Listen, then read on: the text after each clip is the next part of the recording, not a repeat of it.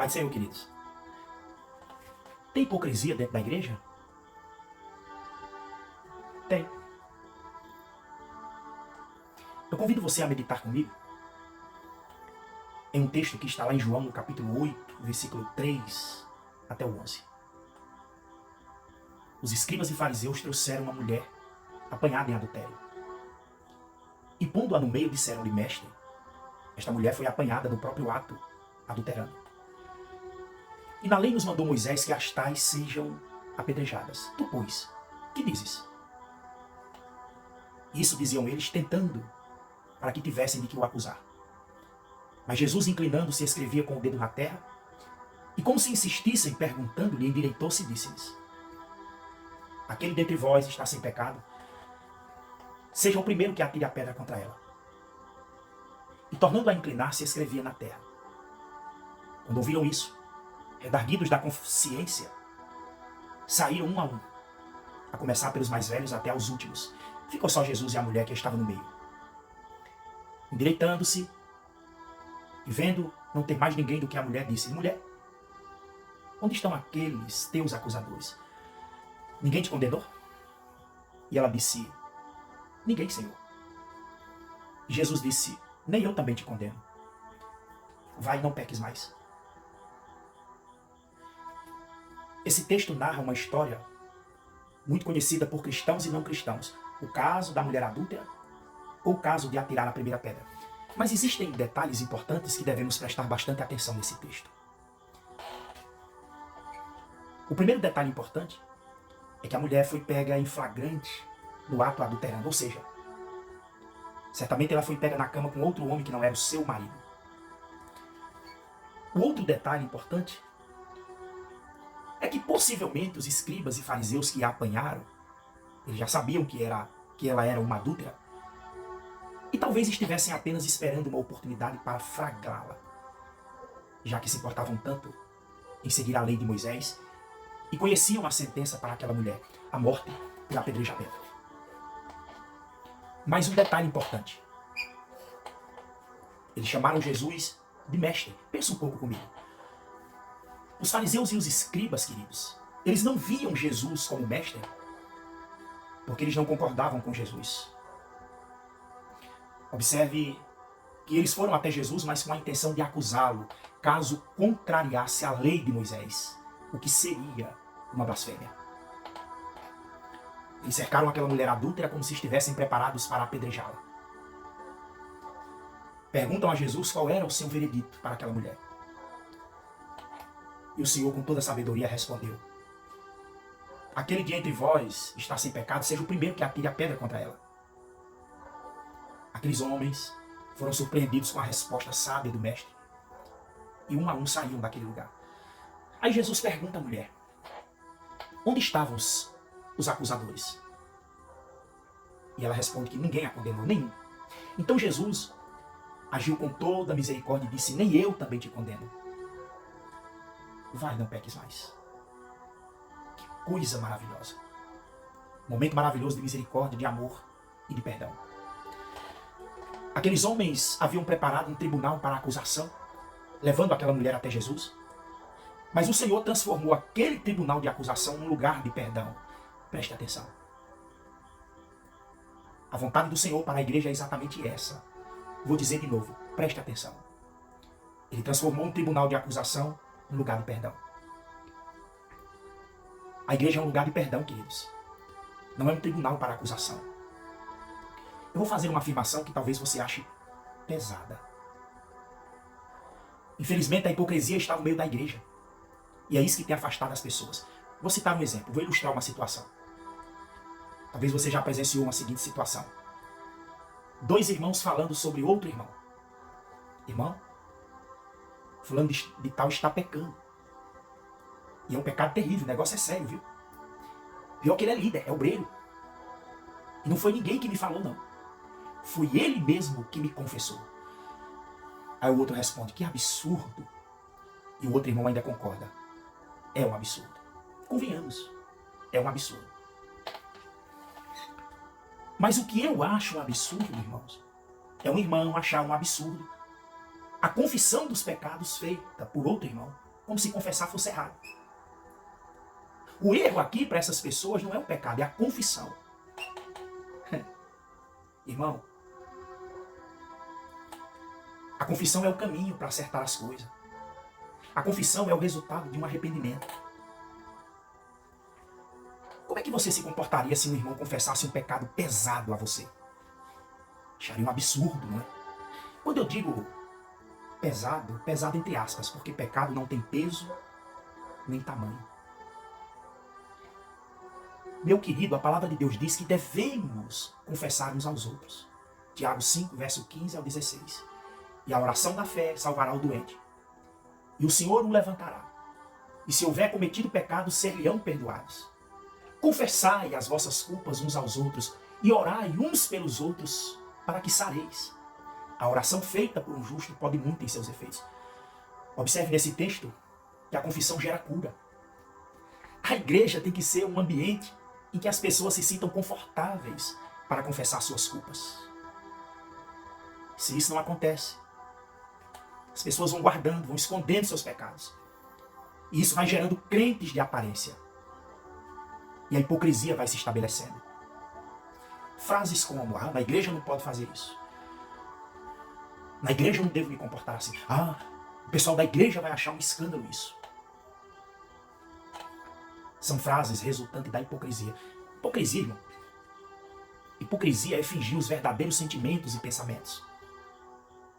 Hipocrisia, irmão, é falsificar os verdadeiros sentimentos e pensamentos.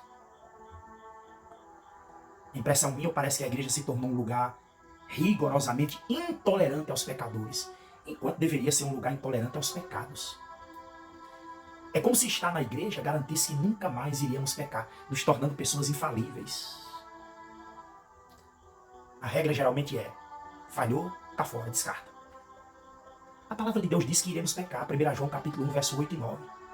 Se dissermos que não temos pecados, enganamos-nos a nós mesmos, e não há verdade em nós. Aí segue dizendo, se confessarmos os nossos pecados, olha, confessar, Ele é fiel e justo para nos perdoar os pecados e nos purificar de toda a injustiça. Pecar é um grande problema. Mas esse problema, ele se agrava quando nós encobrimos os nossos pecados. Esse versículo de 1 João dá uma notícia para você e para mim. Na igreja você vai pecar. Você vai errar. Porém, saiba que se você pecar, há um advogado diante do Pai, o Senhor Jesus. E isso nos dá o direito de sermos perdoados se confessarmos os nossos pecados. Lembre de uma coisa.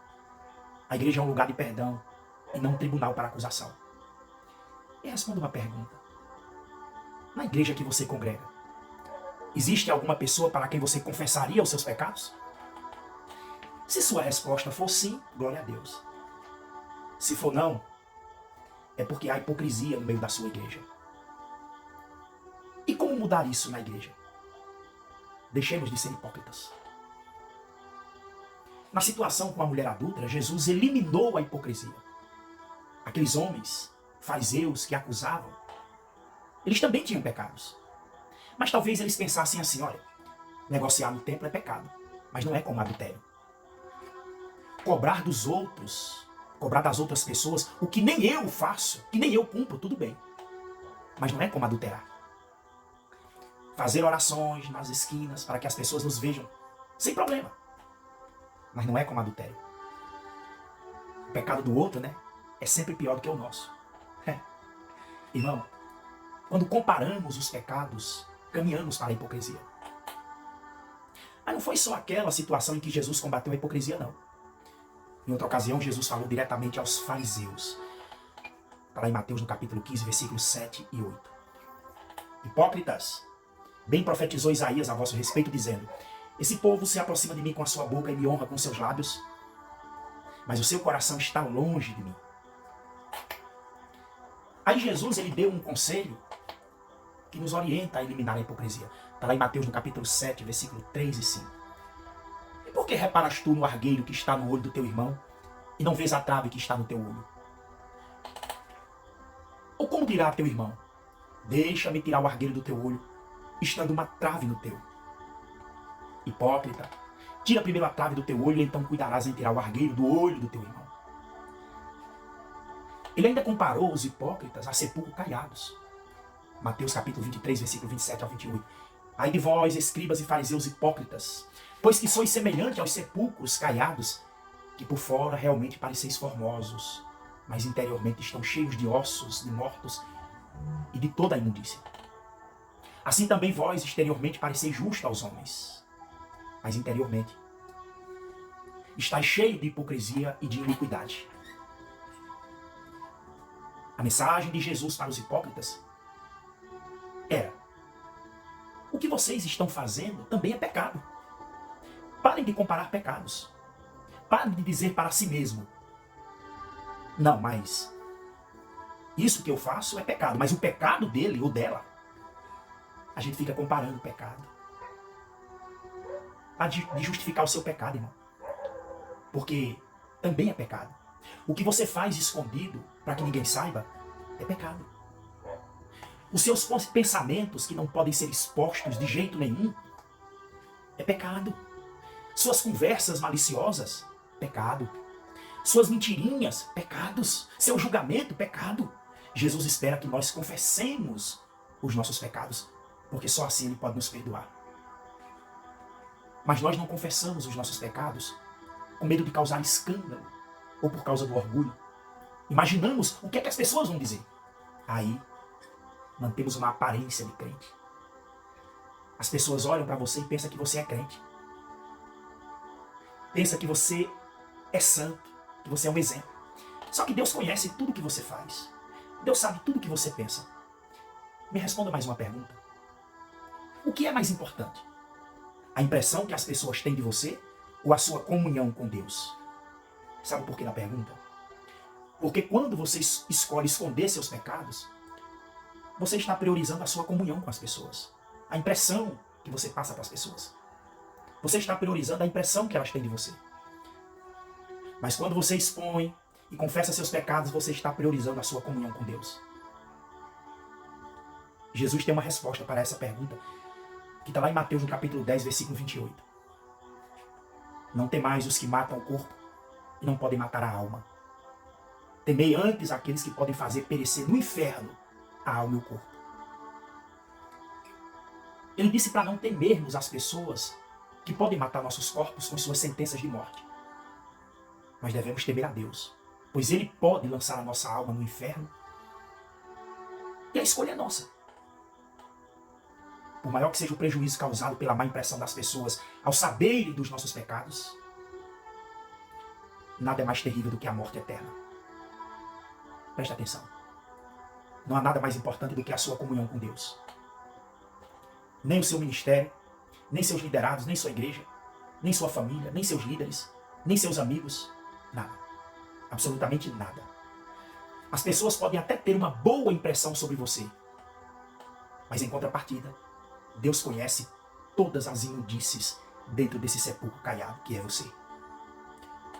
Ou as pessoas podem até ter uma má impressão sobre você pela confissão dos seus pecados, mas Deus vê a verdade libertando sua vida. Vamos eliminar a hipocrisia. Já passou da hora de você confessar todos os seus pecados e experimentar tudo que Deus tem para você. Confissão de pecado não é condenação.